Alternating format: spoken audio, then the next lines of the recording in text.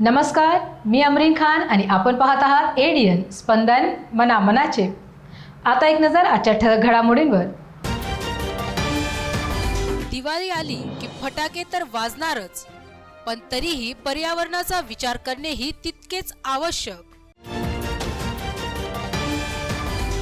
हर्सुल परिसरातील दुकानांमध्ये short circuit, दुकानातील लाखोंच्या मालमत्तेचे भीषण आगीमुळे नुकसान। देशाचे पहिले शिक्षण मंत्री मौलाना अबुल कलाम आझाद यांची जयंती शहरात ठिकठिकाणी साजरी। आता सविस्तर बातम्या। रेल्वे स्टेशन परिसरातील आरटीओ ऑफिसच्या मैदानासमोरील यंदा दिवाळी सणानिमित्ताने फटाक्यांची दुकाने थाटलेली दिसून येत आहे। ही दुकाने जिल्हाधिकारी तसेच महानगरपालिका आयुक्त यांच्या परवानगीने सुरू करण्यात आली असून या दुकानांमध्ये शासन नियमांचे पूर्ण पालन करीत फटाके विक्री सुरू आहे। सध्या दिवाळी सणानिमित्ताने फटाक्यांची दुकाने थाटण्यास सुरुवात झाली आहे। कोरोना साथरोगामुळे कमी धुराचे, कमी डेसिमलचे फटाके उडवण्यासाठी बाजारात विक्रीसाठी आलेले आहेत। सण जरी साजरी करायचा आहे तरी आपल्याला सावधगिरी पाळणे खूप आवश्यक आहे। सध्या अनलॉक काळातील हा पहिलाच मोठा सण सर्वांना थोड्याफार सवलतीमध्ये साजरी करायला मिळणार आहे। त्यामुळेच फटाके विक्रीकरिता रेल्वे स्टेशन परिसरात सर्व शासन नियमांचे पालन करीत दुकाने थाटण्यात आली आहेत। इस साल फटाके की जो शॉप लगे हैं, इसके लिए कानून ने जो नियम दिए, जो आरटी दिए, वो आरटी सेफ्टी के साथ में हमने एक सिस्टम स्टॉल लगाया है। हमें कलेक्टर की परमिशन मिली है, कमिश्नर की परमिशन मिली है, महानगर पालिका की परमिशन मिली है। सब लोगों की परमिशन लेके कोविड-19 जो भी है, जो कोरोना के चलते हुए लोगों में जो डर है, उनको सबको मैं रिक्वेस्ट करता हूँ कि हमारे पास में सोशल डिस्टेंसिंग को लेके गेट के ऊपर सैनिटाइज़र है। उसके बाद में गेट के ऊपर तुम्हारा तापमान चेक किया जाएगा, उसके बाद ही आपको अंदर छोड़ा जाएगा। ये सब करके यहाँ से परमिशन करके सब लोग व्यवसाय करने वाले हैं। हर्सुल परिसरातील सैदा कॉलनी येथे गादी घराला शॉर्ट सर्किटमुळे आग लागली। सुदैवाने या आगीत जीवितहानी झाली नाही, परंतु जवळपास 30 लाखाचा मुद्देमाल जळून या आगीत खाक झाल्याचा अंदाज लावण्यात येत आहे। औरंगाबादमध्ये हर्सुल तलावासमोर सईदा कॉलनी येथे फॅब्रिकेशन अँड गादी घर या दुकानात विजेच्या बोर्डमध्ये शॉर्ट सर्किट झाल्यामुळे आणि तेथे गादी फॅब्रिकेशन असल्यामुळे ही शॉर्ट सर्किट होताच गादीवर ठिणगी पडली आणि आग पेटण्यास सुरुवात होताच दुकानातील फॅब्रिकेशन लिक्विड बाजूस असल्यामुळे भडका झाला। आग पसरत बाजूच्या दुकानाला पेट घेत पसरली। हर्सुल तलावासमोर सईदा कॉलनीत एका दुकानाला आग लागताच बाजूच्या 5 ते 6 दुकानाला आग लागली। औरंगाबादचे अग्निशमन दल वेळेवर घटनास्थळी पोहोचल्याने आग आटोक्यात आली आणि जीवितहानी टळली। आग बघण्याकरिता लोकांची यावेळी भरपूर गर्दी झाली। देखिए यहाँ पर जो ये हाई टेंशन वायर जा रहे हैं, सईदा कॉलोनी का ये जो पॉकेट है, यहाँ पे कहीं ना कहीं शॉर्ट सर्किट होने की वजह से किसी जगह आग लगी और वो आग कहीं लगने के बाद में इधर जो सामने दुकानें हैं तो ये यहाँ तक फैलती हुई आ गई। क्योंकि सुबह का माहौल था और सारे लोग उस टाइम दुकान नहीं खोलते, लेकिन वो लोग अपनी दुकान में मौजूद नहीं थे, इसलिए ज़्यादा से बहुत ज़्यादा नुकसान हो गया इनका। तो अभी खासदार इम्तियाज़ जलील साहब ने मुझे यहाँ पर भेजा है और कहा कि यहाँ की जितने भी नुकसान हुआ उसका मालूमात लो और इंशाल्लाह ताला कुछ ना कुछ कलेक्टर ऑफिस में जाकर यहाँ के जो भी अधिकारी है उनसे यहाँ पर उनको विज़िट करवा के अगर कोई भी नुकसान की भरपाई अगर इंशाल्लाह होती है तो खासदार इम्तियाज़ जलील साहब वो अधिकारियों को भेजकर उसकी समीक्षा करेंगे और जो भी नुकसान हुआ है इन लोगों का इंशाल्लाह उसकी भरपाई करने की कोशिश करेंगे। आमची गाडी तत्काळ टर्नआउट झाली। इथं आल्यानंतर घटनास्थळाची पाहणी केली असता मग अजून एक गाडी बोलवण्यात आली। स्वतंत्र भारताचे पहिले शिक्षण मंत्री मौलाना अबुल कलाम आझाद यांचा आज जन्मदिवस आहे। मौलाना आझाद हे अतिशय विद्वान असे व्यक्तिमत्व होते, तसेच त्यांनी देशासाठी जे योगदान दिले ते अविस्मरणीय आहे। स्वतंत्रतेनंतर सर्वांच्या शिक्षेसाठी त्यांनी सदैव प्रयत्न केले। आमच्या एडियन न्यूज परिवारातर्फे सर्वांना राष्ट्रीय शिक्षण दिवसाच्या हार्दिक शुभेच्छा। आज राष्ट्रीय शिक्षा दिवस आहे। हा दिवस स्वतंत्र भारताचे पहिले शिक्षा मंत्री मौलाना अबुल कलाम आझाद यांच्या आठवणीत दरवर्षी 11 नोव्हेंबरला साजरा केला जातो। मौलाना अबुल कलाम आझाद यांचा जन्म 11 नोव्हेंबर 1888 ला झाला होता। ते भारताचे पहिले शिक्षा मंत्री होते। हे पद त्यांनी 1947 ते 1958 पर्यंत भूषविले। मौलाना अबुल कलाम आझाद हे खूप विद्वान व्यक्तिमत्व होते। तसेच त्यांना अबुल कलाम गुलाम मुहिउद्दीन या नावानेही ओळखल्या जायचे. मौलाना अबुल कलाम आझाद यांना 1972 साली भारतरत्न पुरस्कारानेही सन्मानित करण्यात आले. स्वतंत्र भारताचे पहिले शिक्षण मंत्री मौलाना अबुल कलाम आझाद यांचा आज जन्मदिवस आहे. मौलाना आझाद हे अतिशय विद्वान असे व्यक्तिमत्व होते. तसेच त्यांनी देशासाठी जे योगदान दिले ते अविस्मरणीय असे आहे. स्वतंत्रतेनंतर सर्वांच्या शिक्षणासाठी त्यांनी सदैव प्रयत्न केले. आमच्या एडीएन न्यूज परिवारातर्फे सर्वांना राष्ट्रीय शिक्षण दिवसाच्या हार्दिक शुभेच्छा.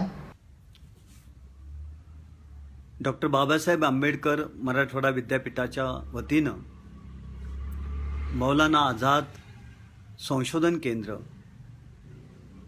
आणि त्यांचे संचालक प्राध्यापक डॉक्टर मुस्तजीब खान सर, इंग्रजी साहित्याचे अभ्यासक आणि सामाजिक जाणीव असणारे प्राध्यापक, मौलाना आझाद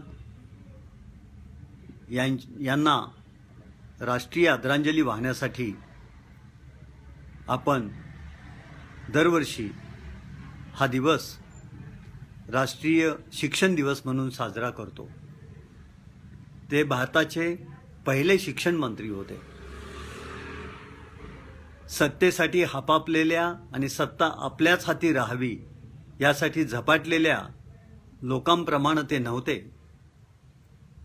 देशाला स्वातंत्र्य मिळावं यासाठी अतिशय उच्च विद्याविभूषित असताना आपलं सर्वस्व वाहून पणाला लावून अनेकदा तुरुंगवास पत्करून स्वातंत्र्य लढ्यामध्ये महात्मा गांधींच्या नेतृत्वाखाली झोकून देणाऱ्या, सर्व धर्म समभाव मानणाऱ्या आणि देशभक्तीनं ओतप्रोत भरलेल्या महान थोर पुरुषांपैकी, देशभक्त पुरुषांपैकी ते होते. हल्लीचे देशभक्त हे वेगळ्या प्रकारचे आहेत. आणि जेव्हा मौलाना आझाद यांचा काळ होता, सुभाषचंद्र बोस, जवाहरलाल नेहरू, महात्मा गांधी, मौलाना आझाद यांची देशभक्ती ही वेगळी जातकुळीची होती. ती अस्सल आणि बावनकशी होती. आजचे देशभक्त हे ढोंगी देशभक्त आहेत आणि भारत माता की जय म्हटलं की त्यांना असं वाटतं की देशभक्त झाले. देशासाठी आपलं सर्वस्व पणाला लावून सेल्फलेस सर्व्हिस, स्वार्थहीन सेवा देशाची, अशा थोर पुरुषांपैकी ते होते, ज्यांनी आपलं सर्वस्व देशासाठी अर्पण केलं, देशाच्या स्वातंत्र्यासाठी अर्पण केलं. अशा थोर नेत्यांपैकी मौलाना आझाद होते. स्वातंत्र्य मिळाल्यानंतर आपल्या देशाला नवं मंत्रिमंडळ पंडित जवाहरलाल नेहरू यांच्या नेतृत्वाखाली उभं राहिलं.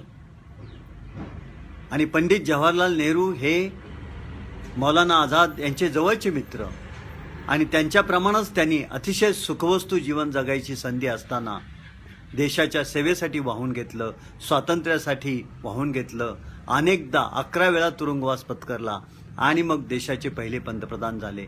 नव्या राष्ट्र उभारणीच्या कार्यामध्ये त्यांचं योगदान, डॉक्टर बाबासाहेब आंबेडकरांचं योगदान, मौलाना आझाद यांचं योगदान, सुभाषचंद्र बोस यांचं योगदान, भगतसिंग यांचं योगदान, असे जे देशाच्या भक्तीनं ओतप्रोत भरलेले आणि देशाला सर्वस्व वाहिलेले असे नेतृत्व हे त्यापैकी एक मौलाना आझाद यांना म्हणता येईल. ज्येष्ठ शिक्षण तज्ज्ञ तथा एमजीएम विद्यापीठाचे कुलगुरू डॉक्टर सुधीर गव्हाणे यांनी स्वातंत्र्य भारताचे पहिले शिक्षण मंत्री मौलाना अबुल कलाम आझाद यांच्या जयंतीनिमित्त फेसबुक लाईव्हच्या माध्यमातून ऑनलाईन व्याख्यान दिले. तसेच राष्ट्रीय उर्दू टीचर्स युनियनचे राज्य अध्यक्ष मिर्झा सलीम बेग यांनीही मौलाना अबुल कलाम आझाद यांच्या जयंतीनिमित्ताने आयोजित कार्यक्रमामध्ये आपले मनोगत व्यक्त केले. ते म्हणाले की मौलाना अबुल कलाम आझाद हे देशाचे पहिले केंद्रीय शिक्षा मंत्री होते आणि त्यांनी UGC युनिव्हर्सिटी ग्रांट कमिशनची स्थापना केली. तसे देशातील इतर मोठमोठी शैक्षणिक संस्थांचा पायाही त्यांनी रचला. कोविड-19मुळे दरवर्षी साजरी करण्यात येणारी मौलाना आझाद यांची जयंती यावर्षी खूप जोरदार साजरी न करता साधेपणाने साजरी करण्यात आली. या बैठकीत अंबादास रगडे, रामभाऊ पेटकर, वसंतराज वक्ते, रोहिदास पवार, मोहम्मद नईम, तय्यब जफर, सय्यद शाह खिजर यांनी सूत्रसंचलन केले. मिर्झा अबुल हसन अली यांनी आभार प्रकटन केले. भाषांतर भी हुआ है. तो मौलाना आजाद का उद्देश्य एक मर्तबा मौलाना आजाद ने हिंदू मुस्लिम एकता के मौलाना बहुत बड़े अलमबरदार थे, बहुत उनकी भूमिका थी. उन्होंने मतलब कहा था कोई फरिश्ता आसमान से आए और मुझे ये बोले कि तुम जो है मैं तुमको स्वराज्य कल देता हूँ, लेकिन तुम उसके लिए हिंदू मुस्लिम एकता को छोड़ दो. ये तुम्हारी मांग है, जो तुम्हारे तुम लेके चल रहे इसको छोड़ दो, तो मैं कल तुम्हें स्वराज देता हूँ. मौलाना ने कहा कि मुझे स्वराज मिलने में अगर देर लगी तो चलेगा, लेकिन जो इत्तेहाद है, जो संगठन है, ये अगर टूट गया तो फिर देश नहीं बन पाएगा. मौलाना आजाद ने देश की अखंडता के लिए और कल्चर के लिए जो काम किया है, जो योगदान दिया है, वो नाकाबिल फरामोश है. मौलाना बहुत बड़े सहाफी भी थे. भारतरत्न मौलाना अबुल कलाम आझाद यांचा जन्मदिन देशभर शिक्षण दिनाच्या नावाने साजरा केला जातो. मौलाना आझाद कॉलेजच्या डॉक्टर रफिक झकेरिया कॅम्पसच्या सेमिनार हॉलमध्ये एका कार्यक्रमाचे आयोजन करण्यात आले. यावेळी मौलाना आझाद यांना आदरांजली देण्यात आली. हा कार्यक्रम आझाद कॉलेजचे प्राचार्य प्रोफेसर मझहर अहमद फारुकी यांच्या अध्यक्षतेखाली पार पडला. यावेळी उर्दू साहित्याचे अक्से अदबचे डॉक्टर रफिउद्दीन नासेर यांच्यावर आधारित त्रेय मासिकाचे विमोचन सोहळ्याचे आयोजन करण्यात आले. सदर कार्यक्रमात आझाद कॉलेजचे उपप्राचार्य प्राध्यापक M.A. Bari, doctor Mohammad Asif, doctor Azhar Qadri, doctor Abdul Rab, Zaki Siddiqui, प्राध्यापक प्रशांत नेतनकर यांची प्रमुख उपस्थिती होती. अक्से अदबचे संपादक डॉक्टर युसुफ साबेर यांनी सर्व उपस्थितांचे व पाहुण्यांचे स्वागत केले. आज अतिशय आनंद होत आहे की आमचे कलिग, आमचे मित्र प्रोफेसर नासेर सर यांच्यावर एक मासिक पब्लिश झालेलं आहे. मी जेव्हापासून नासेर सरांना भेटलो आहे तेव्हापासून मला ते सतत आपल्या लिखाणामध्ये व्यस्त असतात, त्यानंतर ते वेगवेगळ्या सायंटिफिक ॲक्टिव्हिटीमध्ये व्यस्त असतात आणि ते स्वतः लिहितात आणि दुसऱ्याला पण प्रेरणा देतात. आणि एक चांगलं व्यक्तिमत्व आहे, एक चांगले रायटर आहे आणि मी त्यांना शुभेच्छा देतो की त्यांची अशीच प्रगती होत राहो. धन्यवाद. एडिटर औरंगाबाद, मुझे बेइंतहाई खुशी हुई कि मैंने जो है आज हमारे डॉक्टर रफीउद्दीन नासिर साहब का जो है खसूसी शुमारा निकाला उनकी साइंस की खिदमत पर. उर्दू में इतना काम जो है हमारे उर्दू वाले भी नहीं करते. ये चूँकि साइंस के हैं और उनका ताल्लुक ज़्यादातर अंग्रेज़ी से रहा, लेकिन इसके बावजूद मैंने देखा है कि उर्दू की किताबें उनके अंग्रेज़ी से ज़्यादा है, अंग्रेज़ी से ज़्यादा उर्दू किताबें निकाले. और उनके जो है आर्टिकल भी हैं, अखबारात में भी शाये हुए हैं और रसायल में भी शाये हुए हैं. इनकी अदबी खिदमत को देखते हुए मुझे लगा कि इन पर एक शुमारा होना चाहिए. और ये साइंसी अदब पर, उर्दू अदब पर ये पहला शुमारा है. हमारे 5 साल से ये जारी है अक्से अदब, लेकिन ये पहला शुमारा है जिसमें सिर्फ साइंस से ताल्लुक़ जो जितना भी उर्दू काम उन्होंने किया है मैंने उनको कवर करने की कोशिश की है. तो ये डॉक्टर रफीउद्दीन मेरे नज़र में बहुत ही मुबारकबाद के मुस्तहिक़ हैं और मैं ये भी ख्वाहिश मेरी है, उम्मीद है कि ये आगे भी इस तरह का काम करते हैं. मैं अपनी तरफ से मुबारक. डॉक्टर रफीउद्दीन नासिर साहब यहाँ पर मौलाना आज़ाद कॉलेज के अंदर बॉटनी डिपार्टमेंट के शोबे सदर है. यहाँ पर जो उन्होंने रिसर्च एक्टिविटीज़ की है और उसके साथ साथ उर्दू के लिए जो काम किया है, इस काम को मुख्तलिफ सतह से जो तो सराहा जाता है. इन्हें जो तो साहित्य अकेडमी के पुरस्कार है या स्टेट गवर्नमेंट की तरफ से जो तो मिसाली टीचर्स का अवार्ड मिला है. आज जो है तो उनके ऊपर एक मिसाली एक यौम तालीम के मौके के ऊपर आज जो तो एक खुसूसी शुमारा शाया किया गया अक्से अदब की तरफ से. तो मैं मुबारकबाद देता हूँ और मैं अपील करता हूँ नौजवानों से कि जो काम करना चाहिए और जिस तरीके से जो तो डेडिकेशन और कमिटमेंट चाहिए, तो ये जो तो रफीउद्दीन नासिर सर से जो तो सीखे, ये हमारे लिए बात फ़ख्र है. एक असासा हम जो तो इसे तस्लीम करते हैं आज़ाद कॉलेज के लिए और मुबारकबाद के जो तो ये हकदार हैं. बिहार विधानसभा निवडणुकीत MIMने 5 जागा जिंकत घवघवीत यश मिळवल्याने औरंगाबादेत खासदार इम्तियाज जलील यांच्यासह पदाधिकारी कार्यकर्त्यांनी जल्लोष करीत आझाद चौक ते बुड्डी लाईन येथील पक्षाचे कार्यालय दारुल सलाम पर्यंत रॅली काढली. MIMने सीमांचल भागातील 21 मतदारसंघात उमेदवार उभे केले होते. गेल्या विधानसभा पोटनिवडणुकीत एका जागेवर विजय मिळवलेल्या या पक्षाने यावेळी मात्र जोरदार मुसंडी मारत 5 जागा जिंकल्या आहेत. MIM पक्षाचे सर्वेसर्वा असदुद्दीन अवैसी आणि इम्तियाज जलील यांनी तब्बल 2 आठवडे बिहार राज्यात प्रचार केला होता. यशाबद्दल इम्तियाज जलील यांनी म्हटले की सीमांचल भागात MIMने 21 जागांवर उमेदवार दिले होते. याशिवाय बसपा आणि अन्य पक्षाची आमची आघाडी देखील होती. गेल्यावेळी पोटनिवडणुकीत आम्ही 1 जागा जिंकलो होतो. आता 5 जागांवर आम्हाला विजय मिळाला आहे. आणि मला असं वाटतं, मला स्वतः असं वाटतं, मला माहीत नाही की पार्टीचा काय स्टँड असेल, कारण माझ्या पार्टीचा स्टँड जे आहे माझे अध्यक्ष बॅरिस्टर असदुद्दीन अवैसी साहेब हे तय करतील. पण कोणतीही पार्टी असू द्या, स्थानिक लेवलच्या जेव्हा इलेक्शन्स होतो तर सगळ्यांनी एकटा आपली आपली ताकद आजमायची, हे सगळ्यांनी करायचं. म्हणजे आपल्यालाही कळेल की आपली ताकद कुठे आहे. म्हणजे मी हे सल्ला सगळ्यांना देत आहे. वंचितने तसा निर्णय घेतला असेल तर खूप चांगली गोष्ट आहे. मी शिवसेना, भाजप, काँग्रेस, राष्ट्रवादी किंवा हे जे अलायन्स झालेलं आहे तिघांनाही हे सांगतो की लोकल लेवलवर आपण एकटं लढू आणि नंतर निवडून आल्यानंतर कुणाशी अलायन्स करायचं आहे, पोस्ट इलेक्टोरल अलायन्स कुणाशी आपण करायचं आहे आपल्या हातात असते. वंचितसोबत जाणार का तुम्ही? नाही, त्यांनी असं निर्णय घेतला असेल तर मग जाण्याचा प्रश्नच नाही आहे ना. निवडणुकीमध्ये घेतला, आफ्टर निवडणूक तुम्ही जाऊ शकता.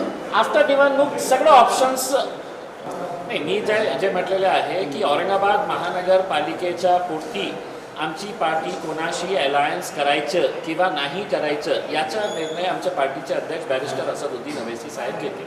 वंचित बहुजन आघाडीकडून औरंगाबाद, पुणे आणि नागपूरच्या पदवीधर निवडणुकीसाठी उमेदवार जाहीर केले आहे. दरम्यान नागपूर पदवीधर निवडणुकीसाठी काँग्रेसकडून अभिजित वंजारी यांना उमेदवारी देण्यात आली आहे, तर पुणे विभागीय शिक्षण मतदारसंघाकडून जयंत आजगावकर यांना काँग्रेसने तिकीट दिले आहे. ही माहिती जिमखाना क्लब्स येथे आयोजित पत्रकार परिषदेत वंचित बहुजन आघाडीचे अध्यक्ष ॲडव्होकेट प्रकाश आंबेडकर यांनी दिली आहे. राज्यातील 3 पदवीधर आणि 2 शिक्षक मतदारसंघाच्या निवडणुकीच्या कार्यक्रमाची घोषणा करण्यात आली आहे. या पार्श्वभूमीवर सर्व राजकीय पक्षांकडून उमेदवार जाहीर केले जात आहेत. नुकतेच वंचित बहुजन आघाडीकडून या निवडणुकीसाठी वंचितने उमेदवार जाहीर केले आहेत, तर शिक्षक मतदारसंघासाठी वंचित मतदाराच्या नावाची घोषणा केली आहे, ज्यामध्ये पदवीधर मतदारसंघात औरंगाबाद येथून नागोराव पांचाळ, पुण्यातून सोमनाथ साळुंखे, नागपूर येथून राहुल वानखेडे आणि शिक्षक मतदारसंघाकरिता पुण्यातून सम्राट शिंदे याप्रमाणे उमेदवार जाहीर केले आहेत. राज्यात 5 पदवीधर मतदारसंघाची निवडणूक होणार आहे. 1 डिसेंबरला मतदान होणार असून 3 डिसेंबरला निवडणुकांचे निकाल जाहीर होणार आहेत. या निवडणुकीसाठी 5 नोव्हेंबर पासून अर्ज दाखल करण्यास सुरुवात झाली आहे, तर अर्ज करण्याची शेवटची तारीख 12 नोव्हेंबर आहे. 13 नोव्हेंबरला आलेल्या अर्जांची छाननी होणार आहे. तसेच अर्ज मागे घेण्याची तारीख 17 नोव्हेंबर ही आहे. यामध्ये वंचित बहुजन आघाडीचे अध्यक्ष ॲडव्होकेट प्रकाश आंबेडकर यांनी मतमोजणी ही निरपेक्ष होणे गरजेचे आहे असे सांगितले.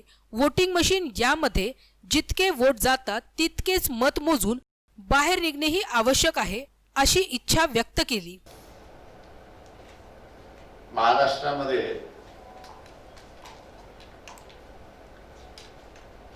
पदवीधर आणि शिक्षक मतदारसंघातले उमेदवार निवडणूक लागली आहे. वंचित बहुजन आघाडीच्या वतीने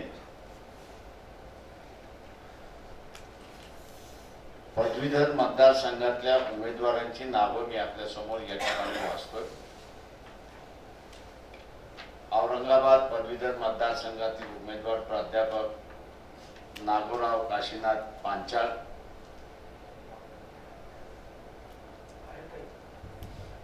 फॉर्म भरायला गेले. पुण्याचे असणारे उमेदवार प्राध्यापक सोमनाथ जनार्दन साळुंखे आणि नागपूरचे असणारे उमेदवार इंजिनियर राहुल महादेव वानखेडे. शिक्षक मतदारसंघातील उमेदवार पुणे मतदारसंघातील उमेदवार प्राध्यापक सम्राट विजयसिंग शिंदे असे 4 उमेदवार आम्ही असं उभं करतोय आणि अपेक्षा बाळगतोय. या उमेदवारांनी वर्षभर नोंदणी, मतदाराची नोंदणी आणि त्यांच्याशी संपर्क कोरोनाच्या काळामध्ये सुद्धा बांधला ठेवला आणि त्यांना भेटले. मतदार त्यांना विजयी करतील अशी अपेक्षा मी त्या ठिकाणी बाळगतो. बातम्या अजूनही आहे, मात्र वेळ होत आहे का छोट्याशा ब्रेकची.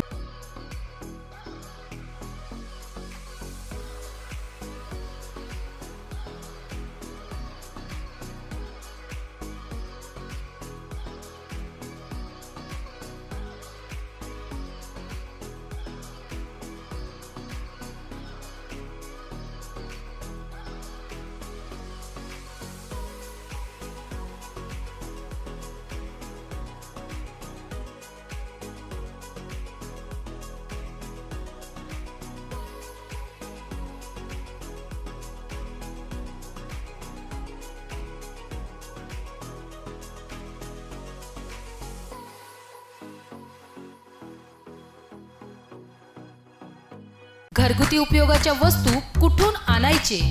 रोजचे टेन्शन आता होणार नेहमीसाठी दूर. हो, बरोबर ऐकले आहे तुम्ही. आता छावणी परिसरातील केशर सुपर मार्केट तुमच्या सेवेसाठी सुरू झाले आहे. या एकाच दालनात उच्च प्रतीच्या सर्व वस्तू तुम्हाला मिळणार आहेत आणि त्याही योग्य किमतीत. मग विचार कसला करता? चला तर मग प्रत्यक्ष भेट देऊनच वस्तूंच्या गुणवत्तेची खात्री करूया. आमचा पत्ता केशर सुपर मार्केट, छावनी, नेहरू पुतळ्याजवळ, औरंगाबाद. छावनी परिषद के मुख्य अधिकारी इनका एक आह्वान. छावनी के सभी नागरिकों को सूचित किया जाता है कि अपना मालमत्ता कर, पानी शुल्क और अन्य बकाया राशि छावनी परिषद में जमा कराए. अगर कोई मालमत्ता धारक बकाया राशि भरने के लिए असफल पाया जाता है तो बकाया राशि की वसूली हेतु छावनी नियम 2006 के प्रावधानों के अनुसार कार्रवाई की जाएगी.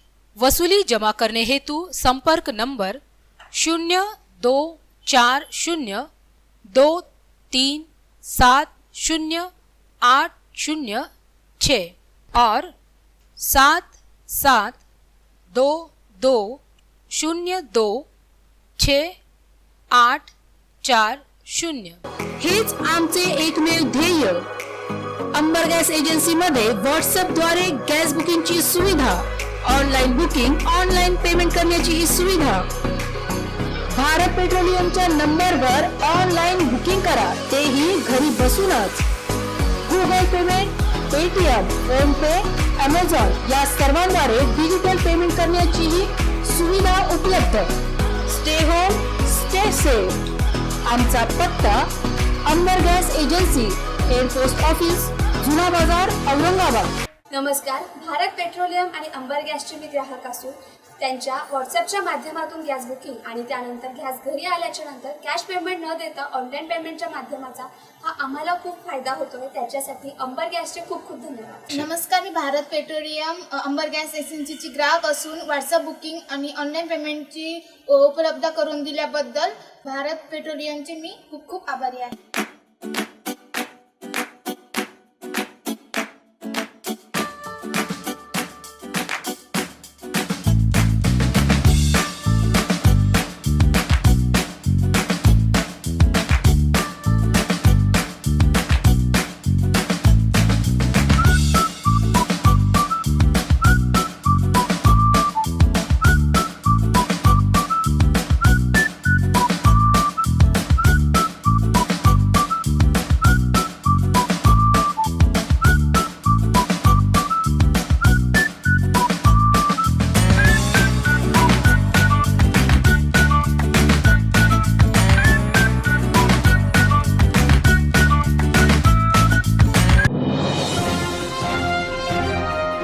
ब्रेक नंतर पुन्हा एकदा आपले स्वागत.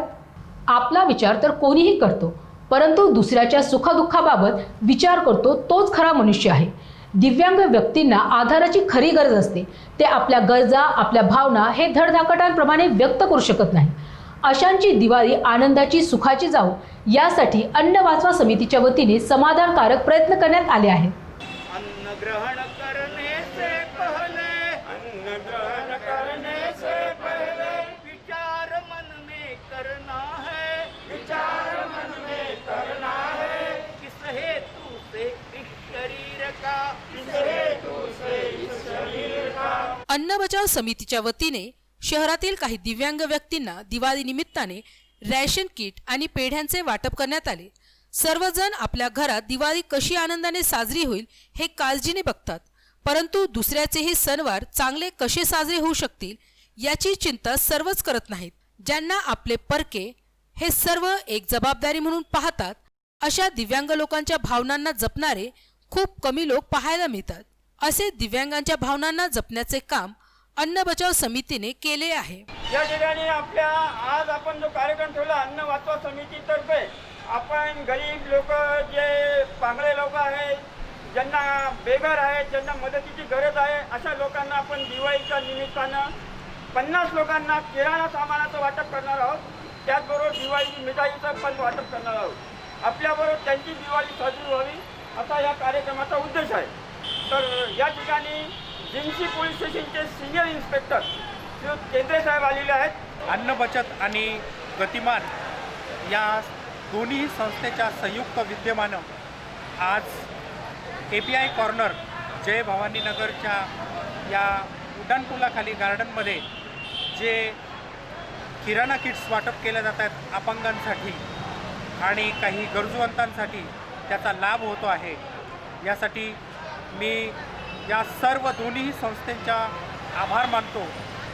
खरोखर गतिमान जे गणेश पाटील भाऊ आहेत ते वेळोवेळी सहकार्य करतात. लॉकडाऊनमध्ये लोकांना सहकार्य केलं आणि जे अन्नपुरवठा जे आहे त्यात त्यांनी मदत केली, कारण आम्हाला निराधारचे पैसे न मिळताही त्यांनी आज जो पूर्ण फुलाचे पाकळी दिवाळीच्या निमित्तानं अन्नधान्याचं जे वाटप केलं आहे त्यांच्याबद्दल त्यांचे धन्यवाद व्यक्त करते. संस्थाच्या तरफच्या हमको राशन के पास अनेक आपका बहुत बहुत धन्यवाद सर.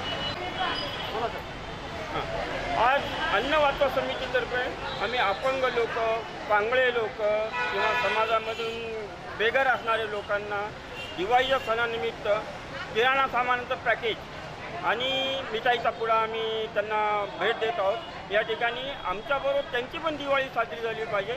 ते बिचारे दिवाळीच्या सणामध्ये कोरोनामुळे आर्थिक संकटामध्ये आलेले आहेत, त्यामुळे त्यांची दिवाळी साजरी व्हावी आणि त्यांनाही 2 वेळेस जेवण मिळावं म्हणून आम्ही त्यांना 500 रुपयाचा किराणा पॅक आणि एक मिठाईचा पुडा सप्रेम भेट देत आहोत.